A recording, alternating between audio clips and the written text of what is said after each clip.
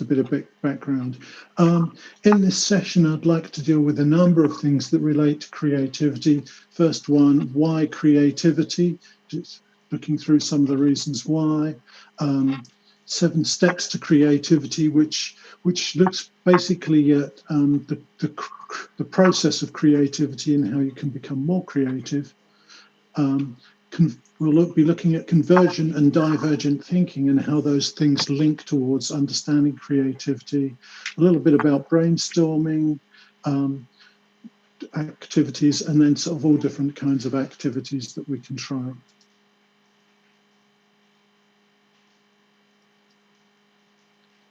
Okay, so let's get started and deal with the first thing, which is why creativity. Why is that important, and how does that work within what we do?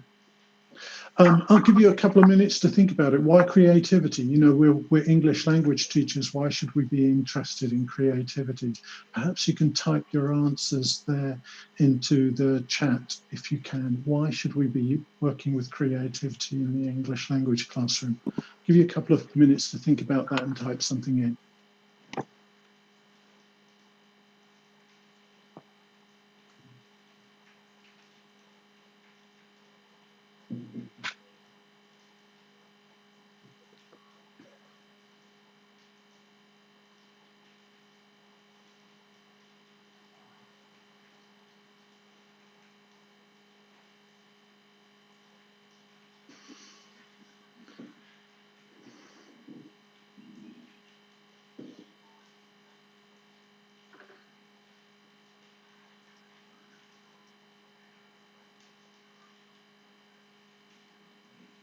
Okay, lots of good things coming through the chat, if you can see that.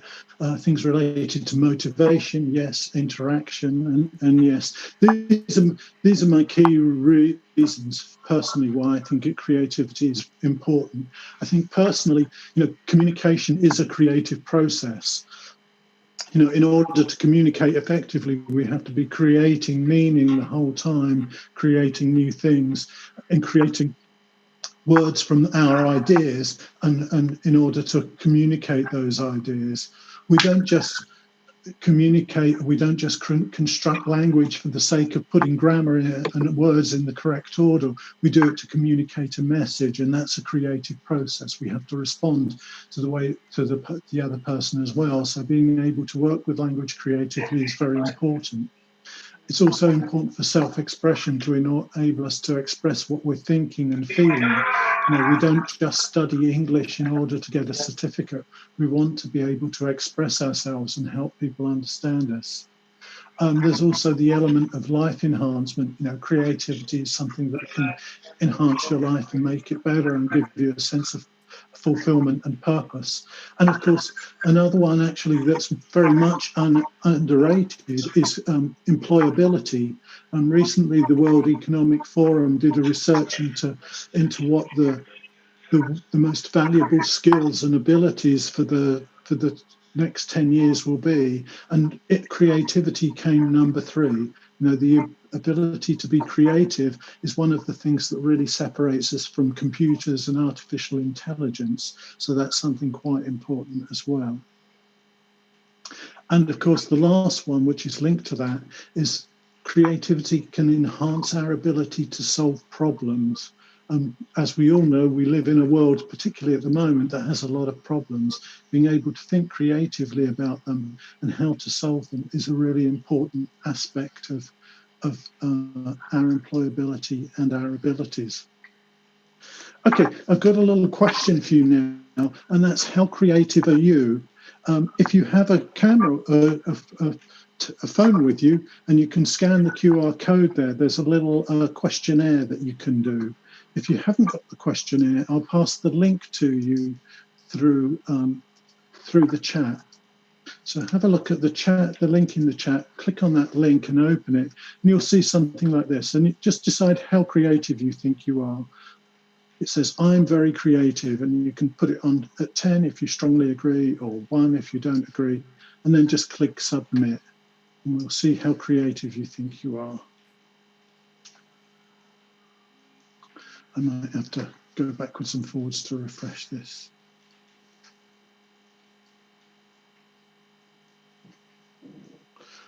Okay. And this gives us an average of how creative people in this session think they are.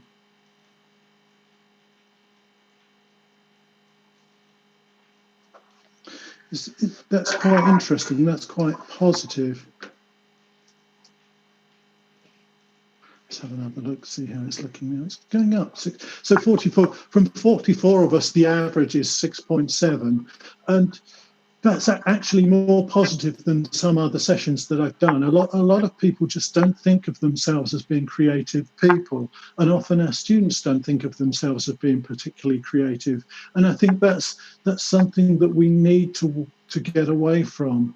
Often people think that in order to be creative, you have to be this wonderful person who can, write a symphony or paint a magnificent picture, or write a fantastic novel. And actually, creativity can be much simpler than that, and we need to have creativity in our everyday life for many things, whether it's from cooking food, writing notes, drawing pictures, writing in a birthday card. Creativity is an important part of our lives, and I think we need to sort of appreciate how creative we are and realize that we can improve that as well. There are different methods for improving it.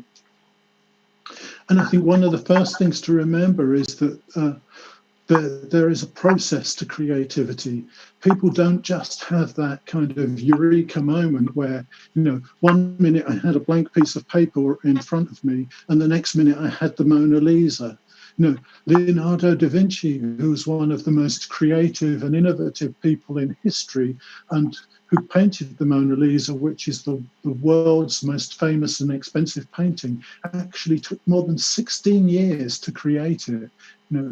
He wasn't easily pleased, and he kept improving it, and he kept working at it. And creativity is a process. It doesn't happen in a moment, and we have to think about that process and how we can help students with that process and to understand it.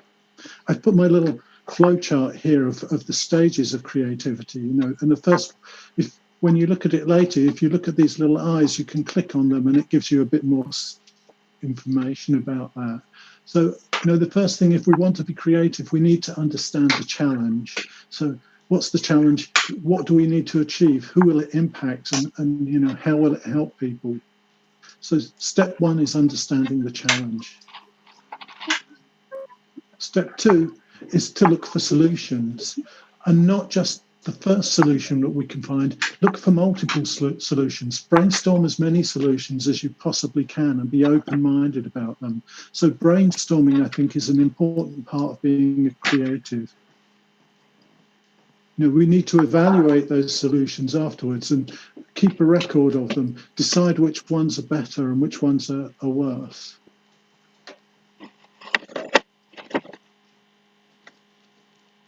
We need to combine ideas as well and think about whether some ideas work better together or not.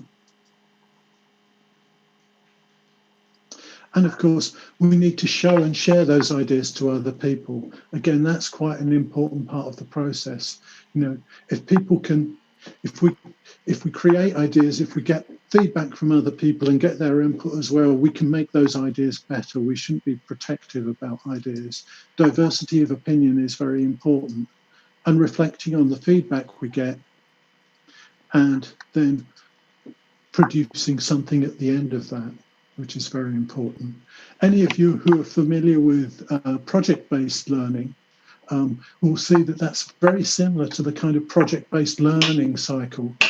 Project-based learning usually has a couple more stages where you kind of evaluate how well you've done as well, which comes after that, which is very important. So that's a process that we can think about when we're designing tasks, creative tasks for our students. If we just give them a task and say, hey, do something creative, okay, write me a story, and then expect them to come up with something fantastic, that's not going to happen.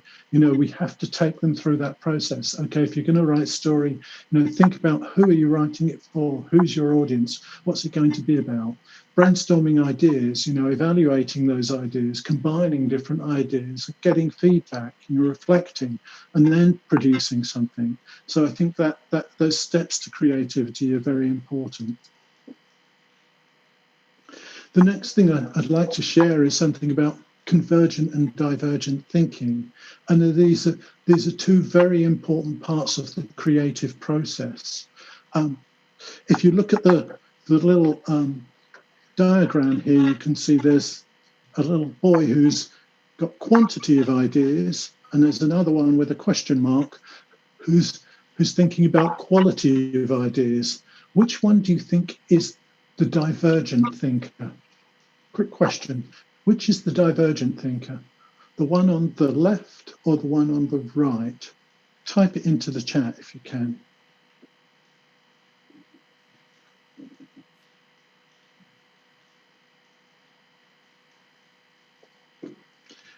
Okay, in case you're reluctant.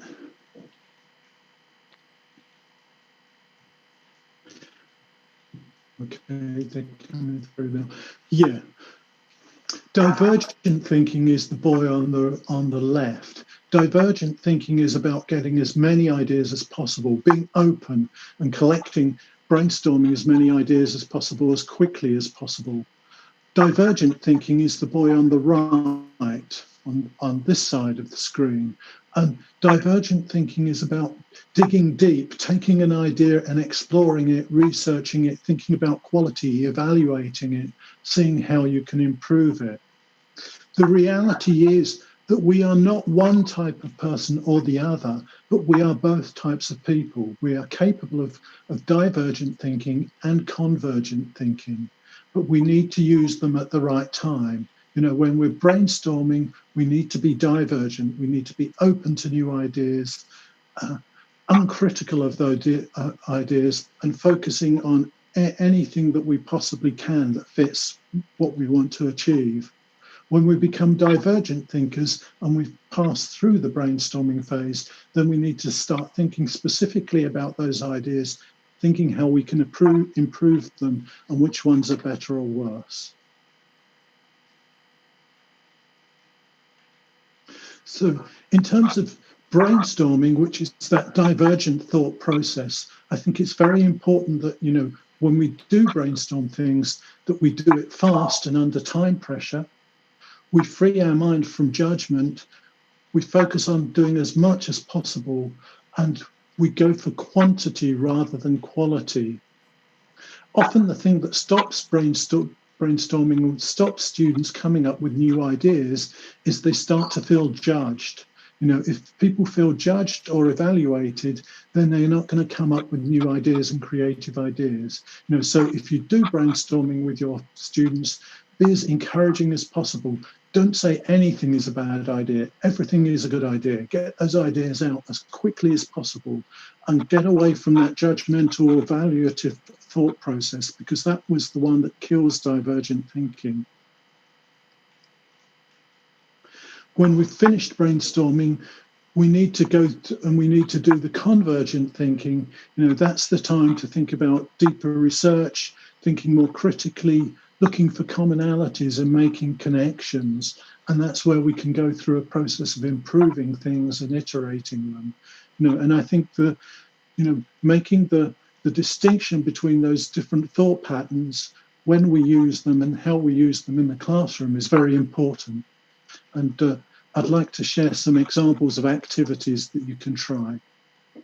I'll start with brainstorming ones, but before that, I'd just like to focus on, a few things that we need to be aware of if we want to make our classroom teaching successful, if we're working with creativity.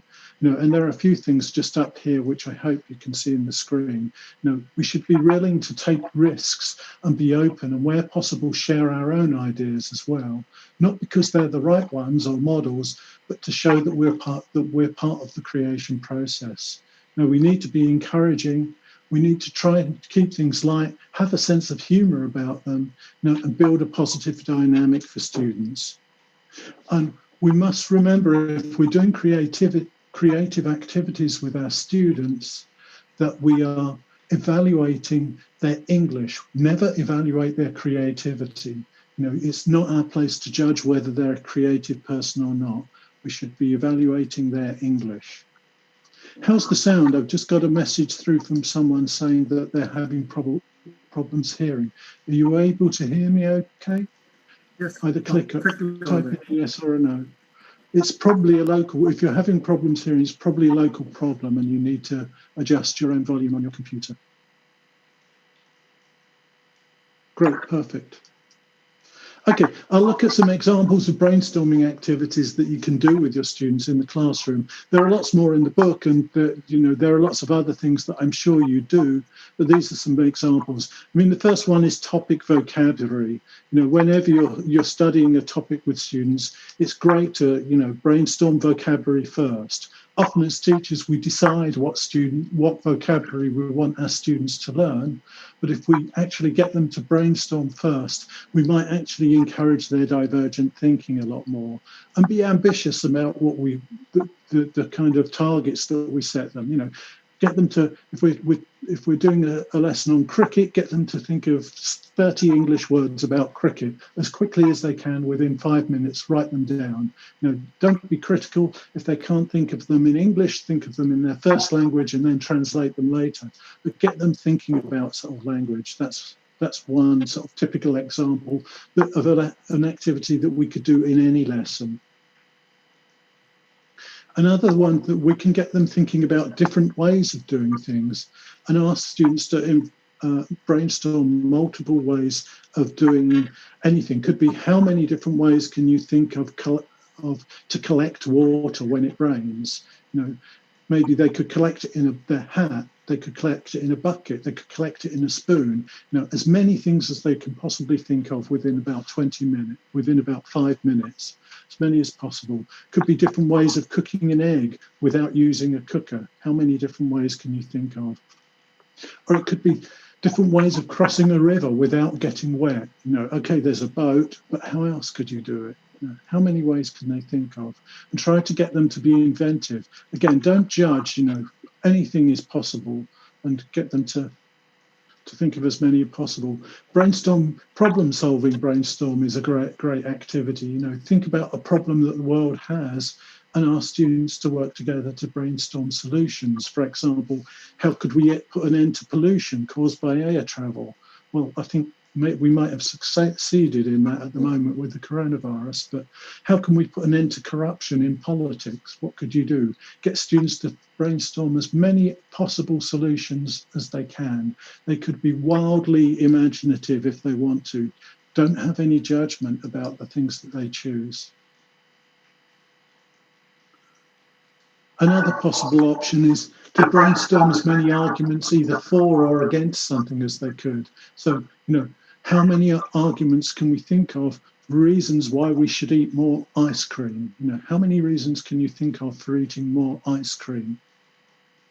Okay, I'll give you that challenge. Type into the chat reasons why we should eat ice cream, as many as you can think of as quickly as possible. I'll give you one. It makes you happier. Any reasons for eating ice cream?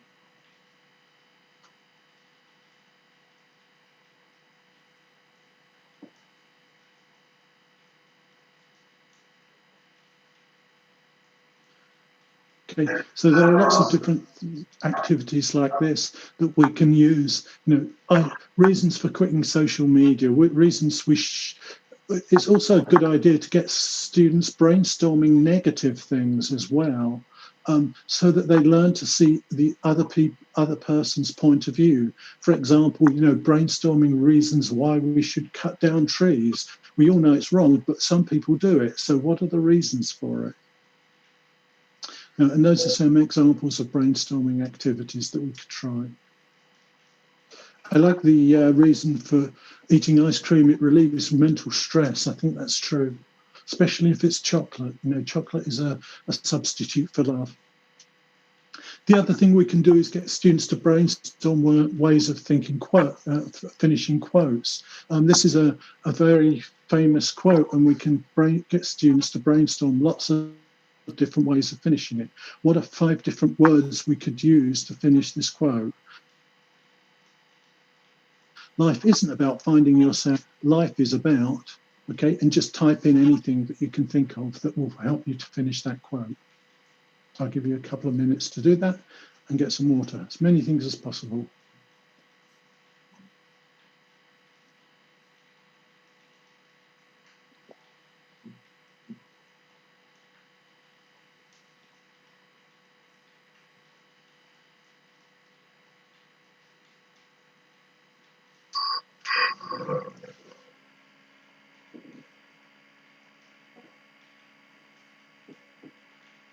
Yeah, so lots of different ways, lots of different ideas, you know, and ways of getting students to think about language and use language in a creative way, even if it's very simple.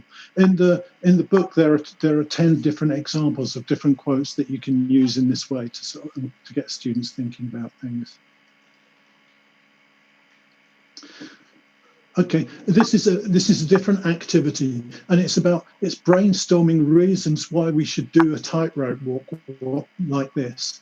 How many reasons can you think of why this woman is walking along this tightrope? Why would she do it? How many possible reasons?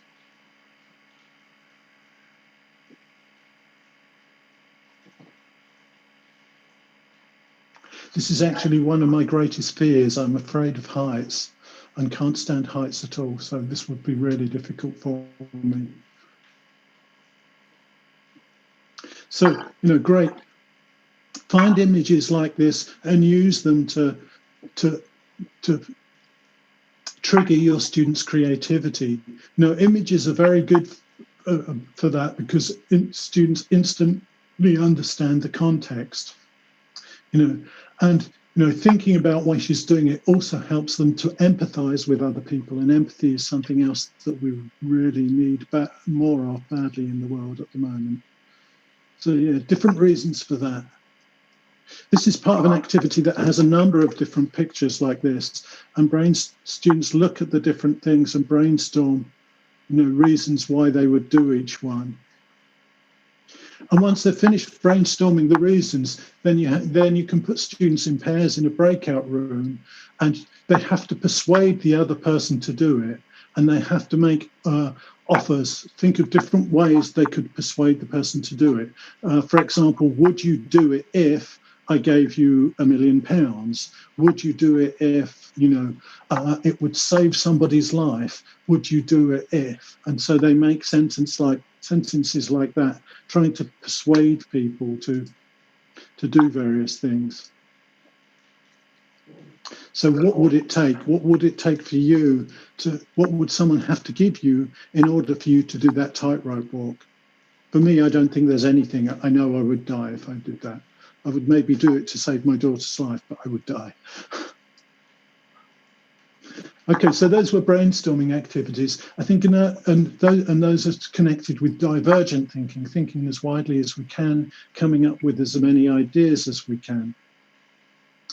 You know, the other type of thinking, convergent thinking, is thinking about grouping and making connections. And there are different kinds of challenges and activities that we can give students to encourage them to be more convergent thinking and make connections. Portmanteau words is a nice one.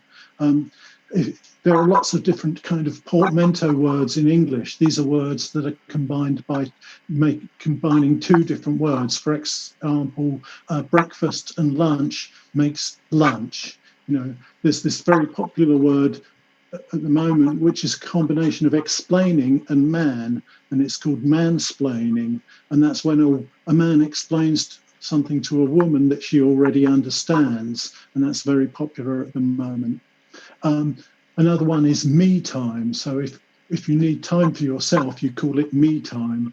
You know, so actually getting students to kind of look back through their vocabulary. You know, if you've given them 20 or 30 words, they can look back through their vocabulary together, and they can think about how many different words can we combine to make new words. And that's a nice way to get them thinking about the vocabulary that they've learned, thinking more deeply about the meanings and trying to combine them. Yeah, I'm sorry if this activity isn't visible on the screen, but when you go through them yourself, you should be able to see it. Another one is combining plots from two different films or books. Get them to combine the plot of the Titanic with the plot of Frozen. So in Titanic, big ship, love story, it sinks and people die. Frozen, two Disney characters working together. So that's a good way to get them thinking about combinations. I might try a different type of screen sharing because I'm aware that you're not seeing some of the elements of the screen. Okay, let's try and switch to that one. Share. Okay. So now you should be seeing the whole of my screen. Just let me get back to the chat back. Can you see these when they come? No, now I've lost the chat though. Okay, so can you see the pop-ups now? Great, good. That should make it a little bit easier. Okay, when you get the link to the presentation, you should be able to use these pop-ups too. So that was the one I just explained about combining different films together or different book plots. You can also get your students to combine sentences. So if they've been learning different sentences from different verb phrases or tenses, we can try to get them to combine the two together. So give them two sentences like, she was too short to see over the fence, it was getting dark and we weren't there yet. And see if they can make a new sentence from those two sentences. There they are. If you're not clear on the portmanteau words one, have a look at this when you get the presentation, and that explains portmanteau words. Words are a combination of two, and how we can use them. So those are different activities for encouraging students to think convergently and combine ideas. Grouping is another great activity that we can use with students. But we can get them to be a bit more creative about why they group things. This one is, give students any 4 unrelated words and get them to decide which is the odd one out. So this is a site called the Random Word Generator, and I'll just use this. So we can generate 4 random words. There they are: lease, alcohol, magazine, and casualty, and just get them to decide which is the odd one out and why. And they can come up with their own reason for why it's odd. It doesn't have to be because it's a noun or a verb or because it has a different spelling or something like that. Just any reason that they can think of that makes one of them odd and the other one not.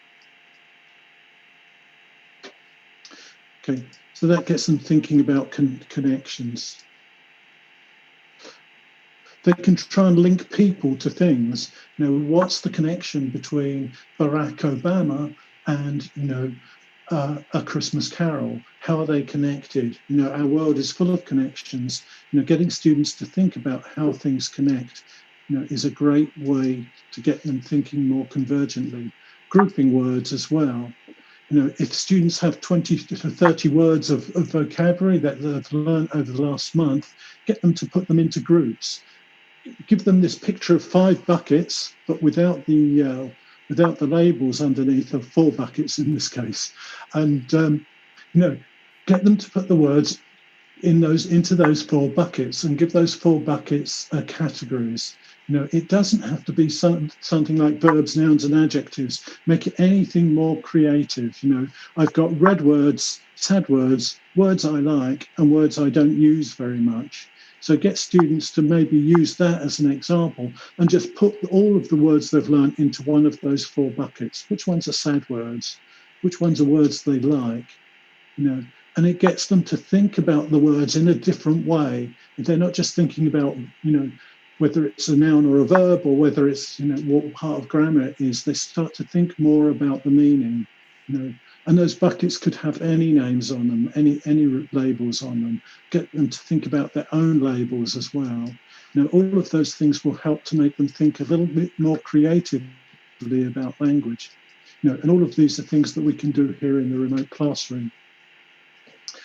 This is from an activity that I call Make a Mashup, and it comes from the principle that many inventions are made by combining different things. The printing press, for example, was invented by combining a wine press and a coin press for making money. Those two things were combined to invent the printing press. So actually get students thinking about what can they create using these two objects. What new invention could they come up with by combining some headphones with this bowl? And there are a whole bunch of activities like this in the book that they can sort of try out in terms of sort of coming up with new ideas and new inventions. If you want them to follow up on that, there's also a couple of links here in the book that they can have a look at and check out a number of different inventions that were combinations of different things.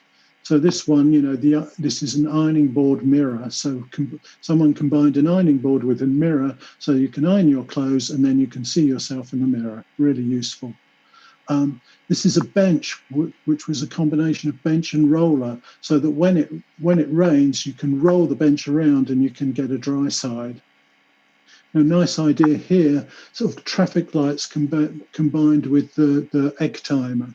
Lots of creative ideas there. So those can be sort of students' inspiration for sort of coming up with their own ways of combining different things together and making new things. So try some of those out. I think the other thing that's really important if we want to sort of stimulate our students and make them a little bit more creative is to actually get them using their senses a lot more. Often students don't use their senses so much, and actually get them using their mind's eye. Visualization, I think, is a very important technique, and it's one that I use a lot when I'm teaching to aid memory. Just getting students to close their eyes and try to visualize something in their mind. It could be anything from a word, to a concept or to a website or anything like that. And here's some examples. Get them to visualize a meal so they can get them to close their eyes. Think about the last meal they had the previous day, who was with them, what did they eat first, what did they leave to last, how did things taste, what did they taste like? And then when they've finished visualizing on their own, you can put them into pairs together and they can discuss and tell each other about the meal and what they had. But this helps link language to their inner thoughts and their inner eye. And that can be quite kind of a powerful thing to do. This is another similar thing. Think about the last film they watched. Just what was the last film that they watched that they like? Think about who they were with when they saw it. What was the music like? What was the plot? Who was acting in it? And just sort of try and visualize it silently in their mind before they tell it. You can also do it with a text. If you're dealing with a text or teaching students a text, just get them to close their eyes while you read it and try to visualize what's happening in the text, to make pictures in their mind of what's happening, and as a way of comprehension check. It could be a very simple one. There's a very simple sentence here. So, just close your eyes and try to imagine there are 3 people, they're waiting for a bus. One is a man, he's wearing a white shirt and carrying a large bag. The women are looking at him suspiciously. So just get them to try and visualize that before perhaps they try and write, create a story about it or something like that. But I think visualizations are very important, and trying to sort of visualize and imagine and deal with language in your mind.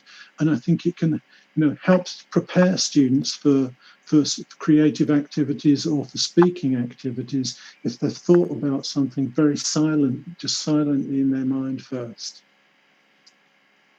I'm not sure how I'm doing for time. I'm running low on time. I think taste and smell also very important. They can actually, with students, you can actually get them to look at pictures and try to imagine themselves in the picture. And what can they smell? What can they hear? What can they taste? Again, using pictures is very powerful.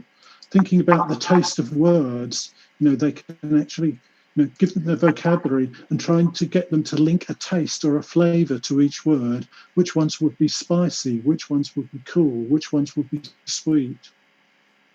Getting students to think about their favourite smells as well, and telling each other about their favourite smells. One of mine is rain in the summer. These things can help, ignite students' creativity and give them things to talk about. I don't know how many of you are doodlers. When you listen to things, or when you're on a phone call or you're listening to a lecture, do you have a tendency to doodle and just make little sketches on pieces of paper? You can see I'm kind of a bit of a doodler here. I kind of doodle things all the time. I think it's a good idea to encourage your students to doodle. If you're in the physical classroom and you see your students doodling on a piece of paper and making pictures, don't stop them. It's not a bad thing. Research suggests that it actually helps students to remember and helps students to learn if they randomly doodle while they're having a lecture. So encourage them to do this. Maybe in classes like this, if you're teaching remotely, tell them at the start to have a piece of paper ready and doodle on it. And then at the end of the lesson, they can show each other their doodles and tell them what they were and what they were thinking about. Sketching sentences, I think, is also very important. If you give students a sentence or some example sentences, get them to draw a picture of the sentence and to try and visualize it and see what it would look like. And of course, sketching comprehension. Instead of getting students to read a text and answer questions about it, ask them to read the text and sketch what they understood from it. They can put in the statistics or draw a picture of timelines or see what to show what happened. But that's a really nice way of comprehension checking, encouraging them to sketch instead of just getting them to answer questions. And that way we'll find out everything that they understood, not just what we want them to find out. Sounds of music, there are some examples. I'm just trying to hurry along a bit now. Some examples of sounds of music kind of things that we can do with them. And this first one is song revision sentence. So, for example, if you think of a song that you really like, just quickly think of a song that you like at the moment. I'll give you a couple of minutes to think about the song. Okay. Now, in your head, try and imagine and sing the song in your head. You don't have to sing it out loud. And try to hear the tune. Okay, and once you can sing the song in your head, and once you can hear the music and the words in your head, change the words and start singing these sentences to that same music instead. So get the song in your head, get the words, now change it to these words.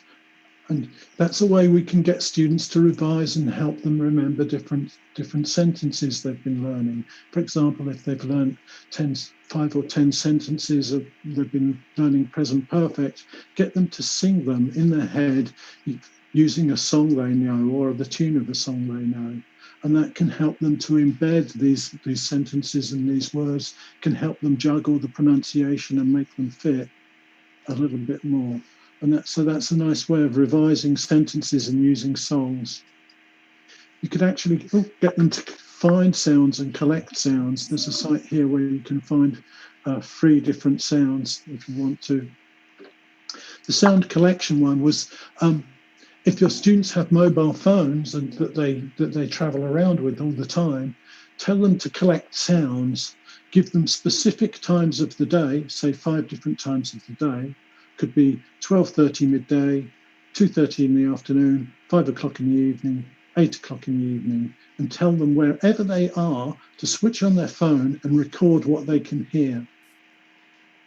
And then just make a short 5 to 10 second recording. And then they can bring those into the remote classroom together and share them together and talk about what they were doing at that specific time. So that's a nice way to, for example, I'll clear the annotation, hang on. A nice way, for example, to to revise the past perfect continuous. So at 2:30, I was listening to the radio, and you can hear me listening to the radio. So it reminds them of what they were doing specific times in the past, and that's a way to practice past perfect continuous. I have to go back to that one now. Come on, close. Okay, I'll push on past those. Photos and images, again, a few nice activities that we can do with those. I'll try and be quick as we're running out of time and I want to leave time for questions. Actually get them, if they carry a phone, again, get them taking random images at different times of day. Just get them to take a picture at 5 o'clock, or, collect five things, images of 5 things that they did during the day. And in class, they can show each other their camera. They could do image research as well, and five different things of different types or faces, and start collecting the images and talking about why they chose each one. There's some very useful, if you want to find images to use in your teaching, on this slide, there's some very useful image resource sites. These are 3 different websites where you can go and you can find images to use in your teaching. All of them are free, and all of them are royalty free as well, so you don't have to violate copyright in order to use them. So these are some really kind of useful sites. The last thing I'll look at quickly is some tools for creativity, and these are some nice things that can help with your students getting creative. There's a nice site called Comaful, and it enables you to combine images and pictures together to create stories. And this is an example of a 3-word story that I created. And it's you just get students to pick 3 images and then link them together, add words to make a story. So this is the story that I created. It's a picture of an elephant on the road, and it's before the road. The land was clean. Now we have tourism.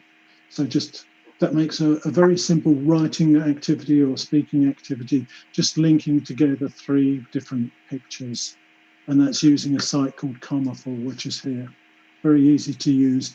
And there are lots of examples of stories that students have created there. There's a wonderful site here with different kinds of writing prompts in. You can have a random plot generator or a quick plot generator, just click here, and students get an instant plot to write a story around. Every time they click it, they get a new idea. This one generates 3 nouns: despair, necklace, shoes. Get them to make a sentence or short story including all those things. And famous film plots. Select film. These are some very short summaries of film plots. Story titles. Click an adjective and a noun. The curious table. So they create the title and then they have to create a story based around it. So these are some great things. There's a nice one which is prompts for children. Yes, yeah. And it shows them the last word of the story, or it can give them random pictures to create stories about. So those are some useful kind of tools and sites that can help you generate a bit more creativity. This one's called Write About, and it has a combination of sentences and images that you can use as prompts for writing. For example, this one is an astronaut here, and it said, would you rather travel to outer space or explore under? And they create something about that. Okay, I'll try and push on because I'm getting towards the end of my time. Yeah, 6 minutes left. Okay, I wanted to leave some questions. So if you'd like to put in any questions, please use this QR code here. If you scan the QR code with your phone, it'll give you a little space to put in questions so that we can all see them. If you haven't got a QR code scanner, here's a hyperlink in the chat. Just click on the hyperlink that's in the chat and it will open up this. You'll see the link. Just click on ask a question and write your question in here and then click on submit. So feel free to type any questions in there and I'll do my best to try and answer them. And after that, I'll give you a link to and a code if you want to get a half-price copy of my book, and a link to this presentation, of course. So by all means, start adding your questions if you have any. I'll give you a few minutes to start adding them and just refresh that. Okay. I'll just take a sip of water while you think of some idea of any questions.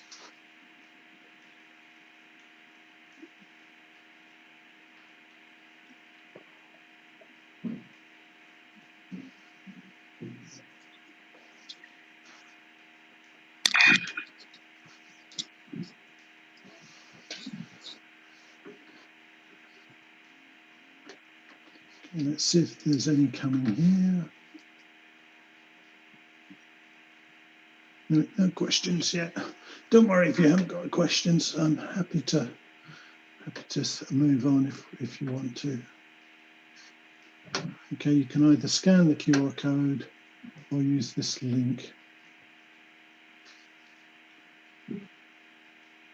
There's a question about teaching different levels, and I think one of the great things about creativity is that we can use the same ideas with different levels. For example, if we give students 3 words to base a story around or create a short story around, higher levels can do a much longer story, and lower levels can do something just short with just a few sentences. Again, if we're using images to sort of prompt ideas for writing activities or speaking activities, an image is equally understandable regardless of the level of our students. So, we don't have to worry too much about the level, and they can do things according to their own levels.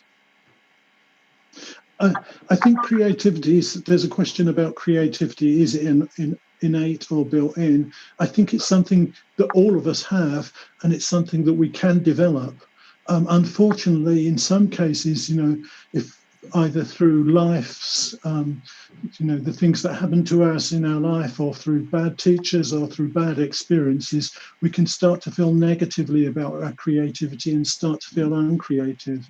And I think that's why it's very important to do these kinds of tasks in class and to encourage students to be creative.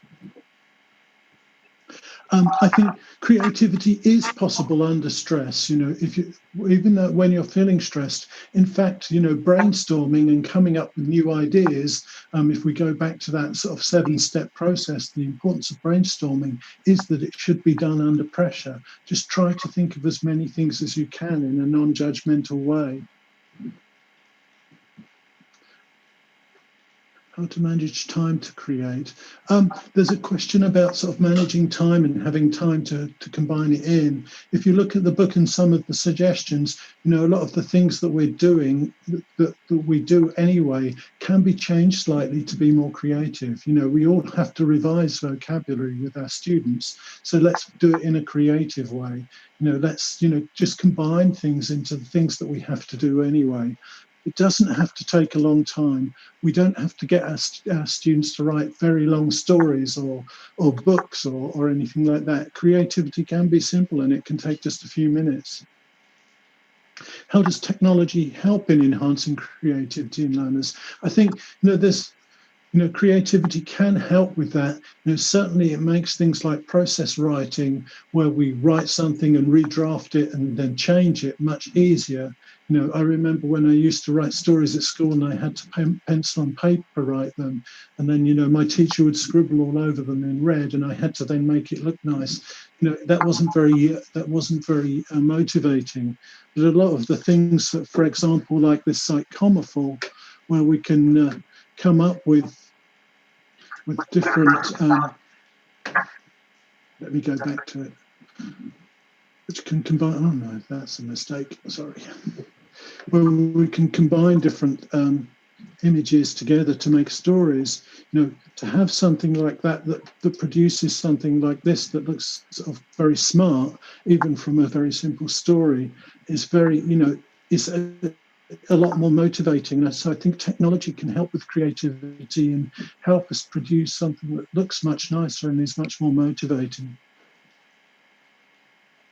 Okay, I'm aware that I'm running pretty much out of time, so I'll just move on to my final slide, and which is here. So if you want a copy of this presentation and you want to go back through the links and the ideas afterwards, I'm just adding the link here.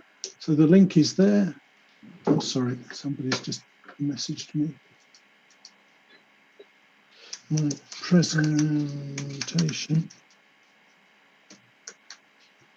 Okay, so the link is there in the chat, or you can scan the QR code. Also, if you want to get a half-price copy of my book, which has many, many, many more ideas in, has been shortlisted for the Innovations Award, you can go here.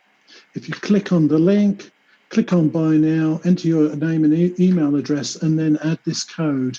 It's at the bottom of the slide here. It's AINET 2020, and that will reduce the price by half. So you can get a half-price copy if you want to. So that's just go to the link there, click on Buy Now, type in AINET, and that will reduce the price by half. So check that out if you want to. Okay, so I'll just add the link to the presentation once more in case you missed it, and I'll circulate this for with the AINET team as well. So if you want to get a link to the presentation, go through all the links, go through all the ideas again, please do, and enjoy being creative with your students. And I hope you've got a few ideas to help with that now. And thank you very much. Thank you for making the time, and thank you for inviting me along. Thank you. Thank you very much, sir. Thank you very much, sir. And thank you for sharing the discount code for the viewers of this AINET webinar. Thank you. Thank you. You're very welcome. And thank you for taking all the questions over there in the chat box. Now, this is a webinar, and we are offering certificates to all the participants here. So I will explain the process of generating certificates. But before that, I will tell you, Nik sir, we are streaming live on Facebook and YouTube as well. So we are there on 3 platforms concurrently. And there are 1468 registrations from all over the world. There are 74 countries. People from 74 countries have registered for this webinar. Fantastic. Fantastic. Fantastic, that's great. And this is the process for the certification. All the attendees who are there on Facebook, YouTube, and on the Zoom, please go to www.certificatecouncil.com/AINET and click on the generate certificate. The access code is AINET in small letters. Enter the details and you will get your certificate. And we have already shared the feedback link. Do submit your feedback. The link to certificate generation is also there in the feedback. And now we will have Dr. Vivek Joshi, the President of AINET India. Vivek sir. Yes. Over to you. Okay. So thank you everyone for this wonderful session. I am here on behalf of AINET, All India Network of English Teachers Association of India, and Project Connect Associates to propose vote of thanks for this wonderful 1-hour feast. The title of the presentation was Creativity and Digital Age. So while we are working from home, it is very great of Nik sir to combine these 2 different terrains together and provided us very great ideas to implement and experiment in our classrooms. Thank you very much, Nik Peachey sir. Thank you. We have got very great response from all the corners of the world. As Nadeem has just said, more than 74 countries and near to 1500 participants are watching this presentation live through 3 different platforms, YouTube, then Zoom, and Facebook. Apart from these 3 platforms, many are hosting this as a watch party, and thanks are due to all of them. I wish to thank Nik Peachey sir for his wonderful time and energetic, this creative feast that he has offered to us. Thank you very much, sir. Thank I you. want Thank to you. It was thank a real pleasure. YouTube channel participants from all corners of the world, Facebook page watchers, Zoom platform participants, and the watchers or the participants on the website of AINET, All India Network of English Teachers Association. At the end, I would like to request all the participants to fill in the feedback form to enable their certification. Thank you very much. Thank you all. Thank you, Vivek sir, and thank you all from the AINET team and AINET Connect Associates as well. Thank you very much, Nik sir, and wish you all the best from all of us from here in India for your BC Elton's nominations.